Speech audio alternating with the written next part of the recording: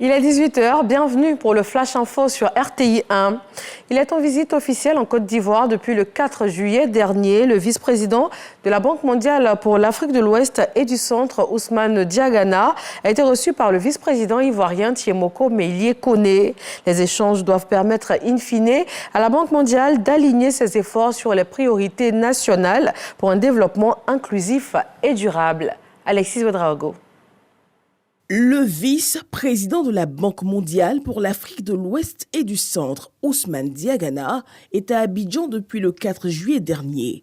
Ce mardi, il est reçu par le vice-président de la République, Thiemoko Meïlie Koné, pour faire le point de ces sessions de travail technique. Nous avons informé Monsieur le vice-président, son Excellence, des progrès qui sont déjà accomplis dans le cadre de nos interventions diverses et variées en Côte d'Ivoire. Et nous avons également, bien sûr, sollicité ses conseils et ses orientations pour renforcer encore notre partenariat qui, comme vous le savez, couvre pratiquement tous les secteurs de développement en Côte d'Ivoire. Le portefeuille actuel de la Banque mondiale en Côte d'Ivoire s'élève à environ 6 milliards de dollars. Sur le secteur de l'énergie, la Côte d'Ivoire se présente comme un pays locomotive dans la sous-région, tant du point de vue des investissements qu'il est en train de faire, mais plus important, des retombées de ces investissements pour permettre aux autres pays, dans son voisinage immédiat, d'avoir aussi accès à ces produits essentiels. Beaucoup de pays de la sous-région dépendent de la Côte d'Ivoire pour population et également leur économie puisse avoir accès à l'électricité. La Côte d'Ivoire est à 75%. Il est clair que les 25% de la population qui restent ont aussi droit à l'électricité. Quels investissements supplémentaires doivent être également faits en collaboration avec l'ensemble des partenaires, la Banque mondiale, mais également le secteur privé, pour que ces derniers miles, de kilomètres, puissent être parcourus et puissent véritablement à la Côte d'Ivoire d'avoir une électricité qui soit disponible. Et ceci est important pour aussi le développement du capital humain, tout comme le développement agricole, qui sont d'autres secteurs importants que nous avons discutés au cours de notre mission. Pour ce qui concerne le développement humain, la Côte d'Ivoire a fait beaucoup de progrès.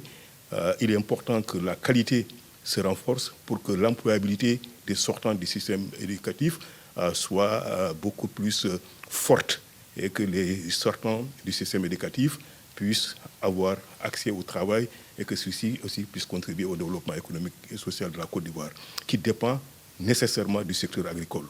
Nous avons beaucoup, dans le cadre de notre mission, discuté sur le potentiel que ce secteur a, sur les progrès importants que la Côte d'Ivoire a fait. Quand on regarde ce qui s'est fait aujourd'hui dans le secteur de l'anacarde, la Côte d'Ivoire est vraiment un exemple. Cette visite qui précède la reconstitution de l'IDA 21, met aussi l'accent sur l'impact des programmes financés par l'instrument Côte d'Ivoire, en particulier dans les secteurs prioritaires du PND 2020-2025. Les échanges menés devront par ailleurs, in fine, permettre à la banque d'aligner ses efforts sur les priorités nationales pour un développement inclusif et durable. La Côte d'Ivoire veut être un modèle en matière de souveraineté alimentaire à travers notamment la couverture totale des besoins nationaux en riz de bonne qualité, en quantité suffisante et à des prix accessibles à partir de la production nationale. C'est là le principal objectif de la stratégie nationale de développement de la filière riz. Au centre de cette stratégie, de grands chantiers comme les aménagements hydro-agricoles, l'irrigation ou encore la mécanisation. Le dossier EcoPlus ce mardi va revisiter quelques chantiers du projet de redynamisation de la filière riz. En matière de santé également, de grands chantiers sont en cours en Côte d'Ivoire. Le processus d'opérationnalisation de la couverture maladie universelle CMU se poursuit. Dans cette optique, le ministre de l'Emploi et de la Protection sociale est à l'école de la Thaïlande et de l'Indonésie. Adama Kamara veut s'inspirer de ces modèles réussis en matière de prise en charge sanitaire.